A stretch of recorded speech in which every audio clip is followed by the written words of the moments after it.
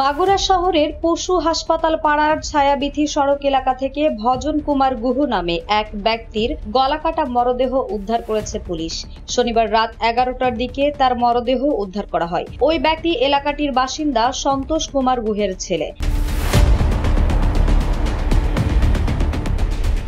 তিনি স্থানীয় বাজারে কলা বিক্রির ব্যবসা করতেন। পুলিশ জানায়, রাত 11টার দিকে ব্যবসার কাজ শেষ করে বাড়ি যাওয়ার পথে গলায় দুর্বৃত্তের ছুরি আঘাতে মারাত্মক আহত হন ভজন। ঘটনাস্থলেই তিনি মারা যান। তার মরদেহ দেখতে পেয়ে স্থানীয়রা পুলিশে খবর দেয়। পুলিশ গিয়ে সেখান থেকে মরদেহ উদ্ধার করে। এ সময় তল্লাশি করে পার্শ্ববর্তী একটি বাড়ি থেকে রক্তমাখা ছুরি সহ মোহাম্মদ আবির নামে এক যুবককে জিজ্ঞাসাবাদের জন্য আটক করা হয়। আবিরের হাতেও রক্তের দাগ দেখতে পায় উপস্থিত জনতা ও পুলিশ।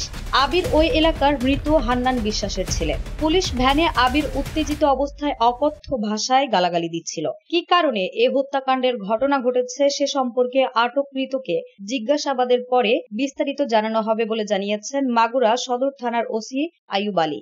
নিউজ ডেস্ক, দৈনিক রানার।